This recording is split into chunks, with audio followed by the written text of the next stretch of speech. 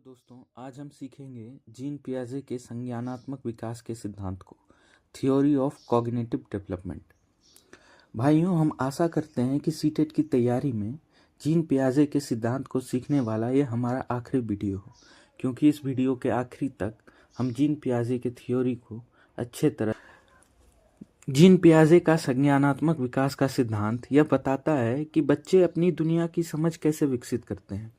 पियाजे के अनुसार बच्चे ज्ञान के निष्क्रिय प्राप्तकर्ता नहीं हैं, बल्कि वे नन्हे वैज्ञानिक हैं जो सक्रिय रूप से अपने ज्ञान का निर्माण करते हैं।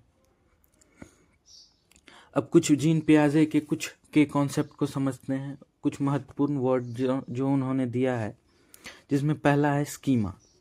स्कीमा जानकारी का एक मानसिक ढांचा है। जैसे बच्चे पक्षी के लिए एक स्कीमा बनाता है, जिसका पंख हो, जो उड़े, वह पक्षी है।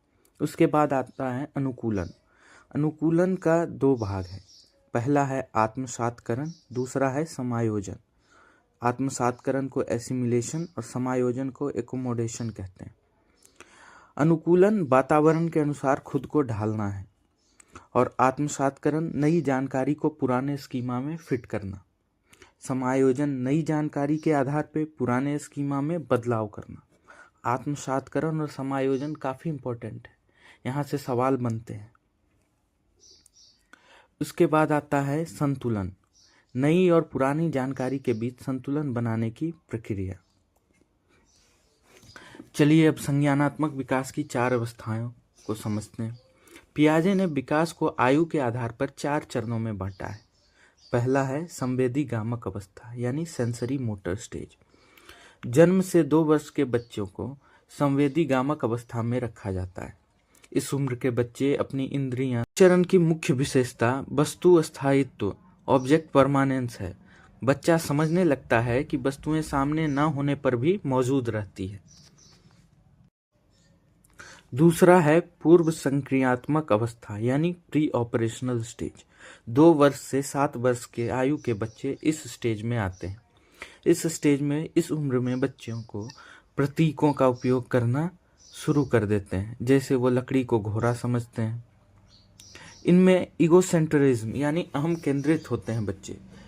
ईगोसेंट्रिज्म सोच होती है, यानी यह दुनिया को अपने नज़रिए से देखते हैं, यह हर चीज़ को अपने नज़रिए से देखते हैं, अपने चश्मे से देखते हैं।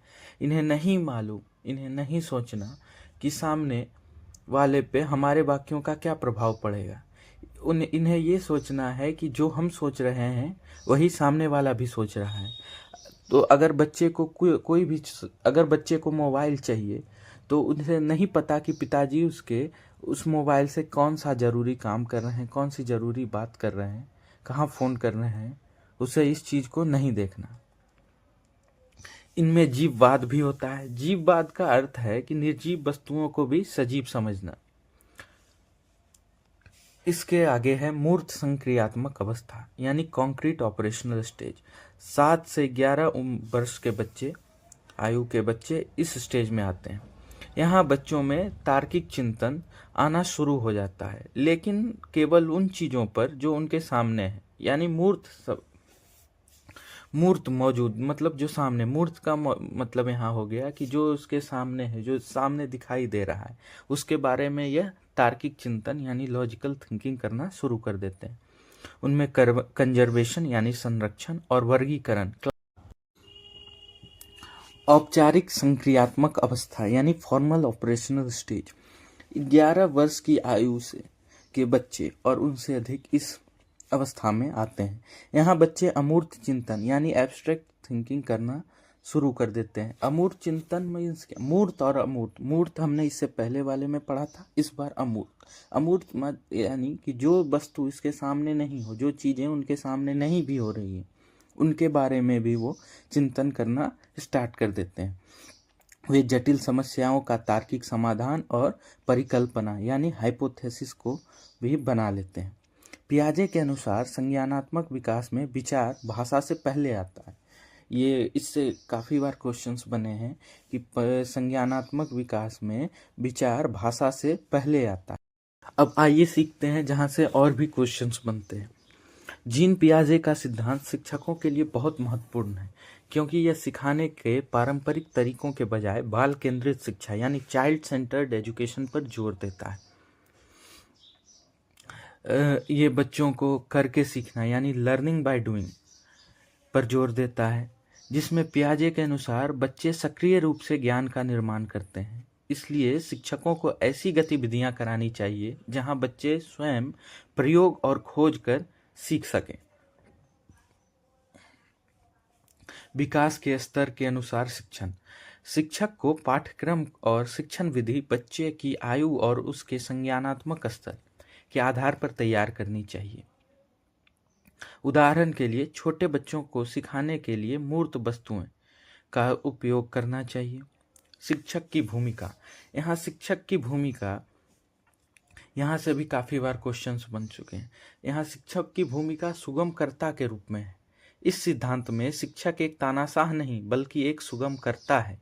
शिक्षक का काम बच्चों के लिए चुनौतीपूर्ण और प्रेरक माहौल तैयार करना है ताकि वे स्वयं सीख सकें। उसके बाद आता है सीखने की तत्परता। बच्चों को तब तक कुछ नहीं सिखाया जाना चाहिए जब तक कि वे मानसिक रूप से उस अवधारणा को समझने के लिए तैयार ना हो। मतलब यहाँ जबरदस्ती सिखाने यानी रटने या दंड देकर सिखाने को भी यहाँ निगेटिव माना गया है। जबरदस्ती सिखाने से केवल रटना बढ़ता है, समझ नहीं। दंड का निषेध।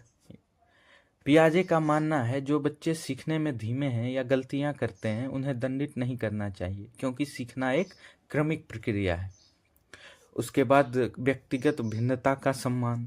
शिक्षक को ये समझना चाहिए कि हर बच्चा अपने तरीके से और अपनी गति से सीखता है, इसीलिए कक्षा में शिक्षण विधियों में लचीलापन होना चाहिए। सीटेट जैसी परीक्षाओं में अक्सर पूछा जाता है कि पियाजे के अनुसार शिक्षक की सबसे बड़ी विशेषता क्या होनी चाहिए। उसका उत्तर है लचीलापन और गतिशीलता यानी मोबिलिटी।